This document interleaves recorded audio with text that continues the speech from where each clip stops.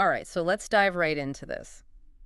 Today we're going deep on Adam Smith's The Wealth of Nations. Yeah. And wow, you sent over excerpts and introductions, Hmm. even the table of contents, so. Quite the reading list. Yeah, it is. What I find really interesting here is we're not just looking at Smith in isolation, right? Right. We see his original work, but then we also see how it was, interpreted, how it was presented to others. And I think that gives us a richer view of it all. I completely agree. So our mission today, right, is to distill the essence of Smith's thinking, Okay. understand where it fits historically, Yeah. and then see how or why a book written centuries ago still matters today. Well, one of the things that jumps out right away is that Smith wasn't really your typical scholar. I mean, he's blending economics, philosophy, history, political theory. Right. So it's really about, much more than just numbers. Yeah, it's like he saw economics as this living, breathing thing that was intertwined with like every aspect of society. Precisely. And you see that also reflected in his career path, right? Yeah. He starts in moral philosophy and then shifts to what we now call political economy. Right. Not exactly the usual route. Not at all. Maybe that's why The Wealth of Nations feels so groundbreaking, right? It Yeah. wasn't just like another economics textbook. It was a whole new way of looking at the world. And I think it's also important to remember the historical context, right? Yeah. I mean, Smith was writing during a period of immense change, Yeah. right? The old feudal systems were crumbling. This new world of industry and commerce was emerging. So it's like he was writing for his time in a way, Mm. trying to make sense of this massive economic shift that was happening all around him. Absolutely. The Wealth of Nations provided a framework for understanding this new landscape, navigating the challenges and the opportunities it presented. Yeah. It was like a guidebook for a world, on the brink of a new economic era. Okay, so let's get into some of these key concepts that Smith lays out, Right. starting with the division of labor. Okay, well, this is where it gets really interesting. So Smith argues that the division of labor, meaning the specialization of tasks, is really the single biggest factor in boosting productivity. He uses that famous example of the pin factory, right? Yeah. Where breaking down like the process into smaller specialized tasks dramatically increases output. Exactly. And, it's not just pin factories. I mean, think about how this applies to the modern world. Yeah. Every product you use, every service you enjoy is the result of, like, an incredibly complex web of specialized labor. Wow, you're right. Yeah. From like the technology we're using right now to even like the coffee you might be sipping while listening, like the division of labor is everywhere. It is. And this brings us to one of Smith's most famous and, often debated concepts, the invisible hand. Oh, yes. The idea that individuals acting in their own self-interest can actually, without even intending to, benefit society as a whole. Precisely. So Smith believed that when people are free to pursue their own economic goals, within a competitive market, Yeah. their actions create a sort of natural order, Okay. leading to greater wealth and prosperity for everyone. It's like this invisible force almost Mm-hmm. that's guiding the market towards an equilibrium, even though everybody's focused on their own individual goals. Yeah. It's a pretty mind-blowing concept. It is, and it's one that has sparked, countless debates over the centuries. Right. But it speaks to Smith's belief in a natural order, right, that kind of governs economic affairs. Yeah. And this leads us to another key idea, laissez-faire economics. So basically the idea that the government should just stay out of the market as much as possible, let things run their course. That's the gist of it, yeah. Yeah.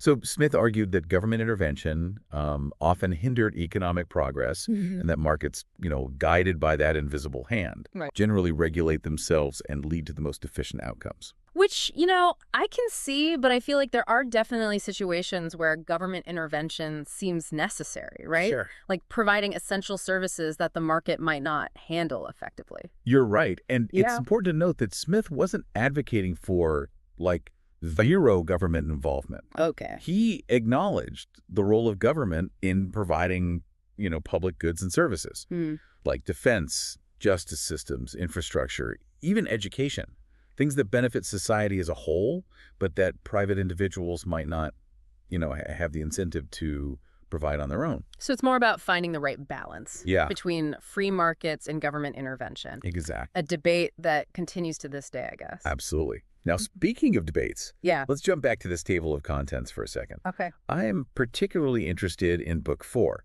where Smith tackles the issue of mercantilism. Ah, yes.